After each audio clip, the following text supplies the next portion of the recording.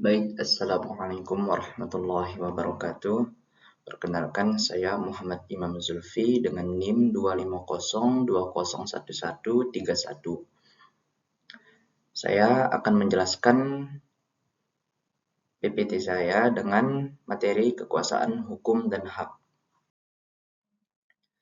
Pendahuluan. Kekuasaan hukum dan hak asasi manusia merupakan dua pilar utama dalam sistem hukum modern. Dalam konteks globalisasi dan perubahan sosial yang cepat, pemahaman terhadap kekuasaan hukum dan hak menjadi semakin penting untuk menjamin keadilan dan perlindungan bagi setiap individu. Definisi kekuasaan hukum. Kekuasaan hukum adalah sistem hukum yang mengatur masyarakat dan menjamin keadilan, yang dimana kekuasaan hukum merujuk pada prinsip di mana hukum berlaku untuk semua orang tanpa terkecuali. Dan definisi kekuasaan hukum juga menekankan supremasi hukum di atas segala sesuatu. Artinya bahwa hukum harus menjadi dasar utama dalam pengambilan keputusan dan tindakan baik oleh individu maupun pemerintah. Jenis kekuasaan hukum. Jenis kekuasaan hukum ini ada 3. Kekuasaan hukum yang pertama ialah kekuasaan legislatif. Jenis kekuasaan legislatif ialah membuat undang-undang. Seperti yang kita ketahui, lembaga legislatif itu untuk merumuskan atau membuat undang-undang. Tetapi selain legislatif membuat undang-undang, legislatif juga memiliki fungsi untuk mengawasi pelaksanaan undang-undang, dan kekuasaan legislatif biasanya juga bertanggung jawab untuk menetapkan anggaran negara dan mengawasi pengeluaran keuangan negara. Dan jenis kekuasaan yang kedua ialah kekuasaan eksekutif, melaksanakan undang-undang. Kekuasaan eksekutif memiliki kewajiban untuk memastikan bahwa undang-undang yang dihasilkan oleh legislatif dilaksanakan di lapangan.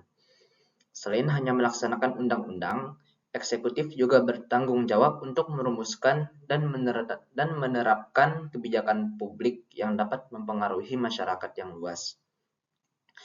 Dan jenis kekuasaan yang ketiga ialah kekuasaan yudikatif, menegakkan keadilan dan menyelesaikan sengketa. Yudikatif menyelesaikan sengketa, baik di antara individu, kelompok, maupun antar individu dengan negara. Misalnya, jika seorang pembeli tidak membayar barang yang telah disepakati, maka penjual dapat mengajukan gugatan di pengadilan untuk menuntut pembayaran atau pengembalian barang. Jadi itulah jenis kekuasaan hukum. Definisi hak. Hak adalah klaim atau kebebasan yang dimiliki individu yang dilindungi oleh hukum, seperti hak untuk hidup dan hak atas kebebasan berpendapat. Dan contoh hak untuk hidup ya seperti setiap orang berhak untuk hidup dengan bebas dari ancaman pembunuhan atau kekerasan.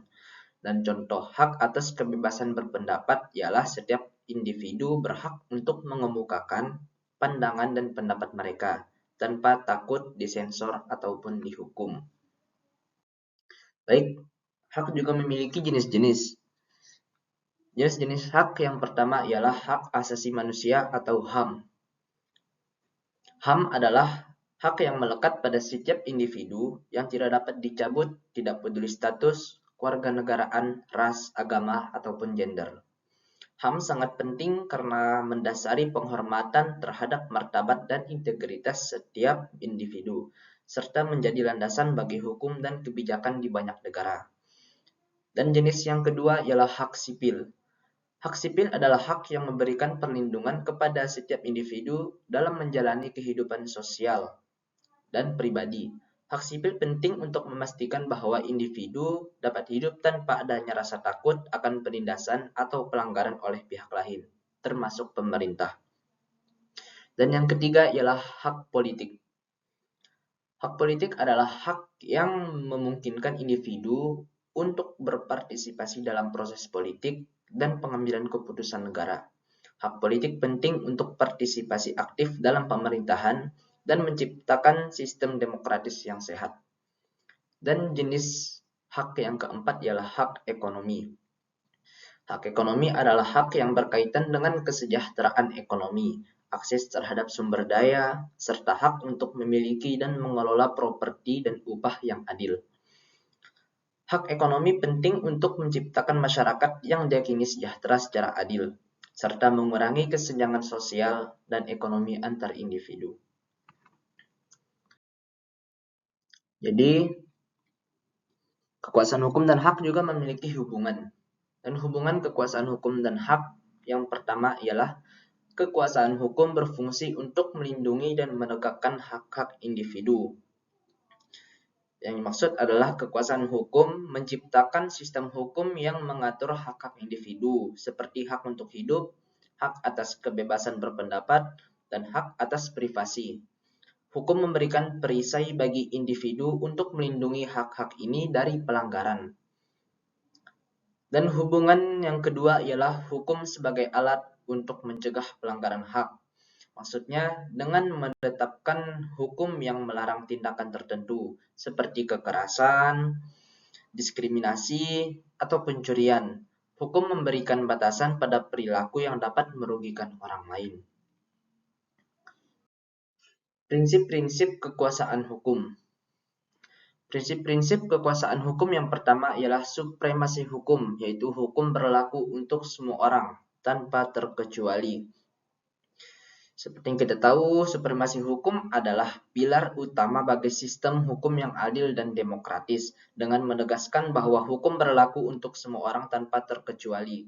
Prinsip ini berfungsi untuk melindungi hak-hak individu, menjaga keadilan, dan mencegah penyalahgunaan kekuasaan, dan memastikan bahwa supremasi hukum dijunjung tinggi untuk menciptakan masyarakat yang beradab dan berkeadilan. Dan prinsip-prinsip yang kedua ialah persamaan di depan hukum. Seperti individu memiliki hak, setiap individu memiliki hak yang sama di hadapan hukum. Persamaan di depan hukum adalah landasan keadilan dalam masyarakat, dengan menegaskan bahwa setiap individu memiliki hak yang sama di hadapan hukum. Prinsip ini memastikan bahwa hukum berfungsi untuk melindungi dan menegakkan hak-hak semua orang, menciptakan sistem yang adil dan berkeadilan bagi seluruh masyarakat. Pelanggaran hak. Pelanggaran hak yang pertama ialah diskriminasi, penyiksaan, tersingkir tanpa proses hukum. Ketiga tindakan ini tidak hanya merugikan individu yang menjadi korban, tetapi juga merusak tatanan sosial dan hukum yang adil.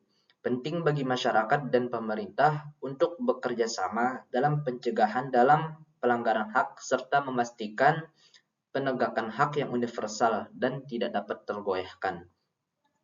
Dan pelanggaran hak yang kedua, dampak negatif terhadap individu dan masyarakat.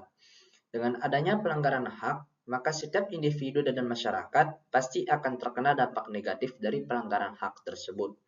Jadi ketika ada pelanggaran hak akan menimbulkan rasa takut di setiap individu dan masyarakat, yang dimana individu dan masyarakat merasa tidak aman untuk mengekspresikan diri atau berpartisipasi dalam kehidupan bermasyarakat, dan akan menghambat perkembangan budaya secara terbuka. Peran lembaga hukum. Peran lembaga hukum yang pertama ialah pengadilan untuk menegakkan hak dan menyelesaikan konflik. Peran lembaga yang kedua ialah kepolisian untuk menjaga keamanan dan ketertiban. Peran lembaga hukum yang ketiga adalah lembaga perlindungan hak asasi manusia untuk meninjau hak individu dihormati.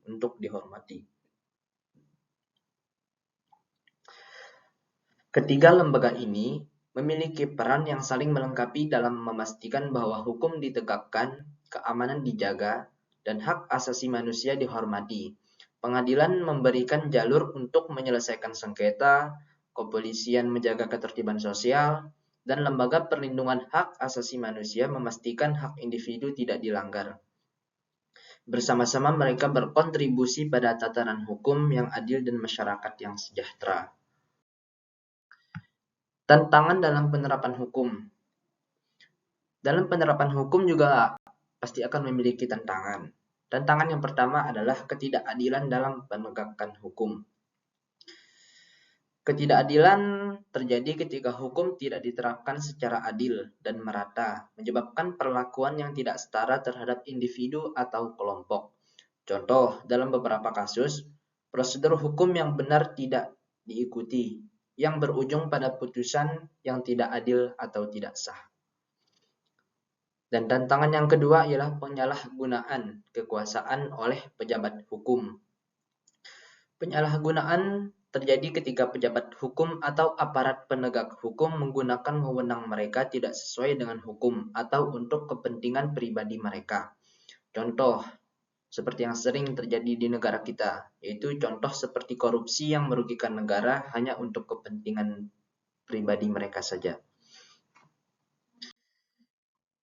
Dan adapun peran masyarakat di dalam hukum dan hak, peran masyarakat yang pertama ialah partisipasi dalam pemilihan umum, yang dimana masyarakat memiliki hak untuk memberikan suara dalam pemilihan umum, yang memungkinkan mereka memilih pemimpin dan wakil yang sejalan dengan aspirasi dan kepentingan mereka.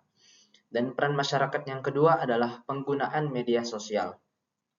Masyarakat dapat menggunakan media sosial untuk menyebarluaskan informasi tentang isu-isu hukum, hak asasi manusia, dan kebijakan publik. Ini juga termasuk membagikan kampanye untuk meningkatkan kesadaran masalah sosial. Dan jangan lupa untuk selalu menggunakan media sosial dengan baik dan bijak. Jadi kesimpulan yang bisa kita dapatkan adalah kekuasaan hukum adalah dasar keadilan yang melindungi hak-hak individu, termasuk hak asasi manusia. Meskipun tantangan seperti korupsi ada, peran aktif masyarakat dalam kesadaran hukum dan partisipasi sangatlah penting. Kolaborasi antara lembaga hukum dan masyarakat dapat menciptakan sistem hukum yang lebih adil dan meningkatkan perlindungan hak, mendukung keadilan sosial dan kesejahteraan. Baik, terima kasih. Jadi hanya itu yang bisa saya sampaikan, hanya itu yang bisa saya jelaskan dari materi yang telah saya buat. Baik, mungkin hanya itu. Saya pamit undur diri. Wassalamualaikum warahmatullahi wabarakatuh.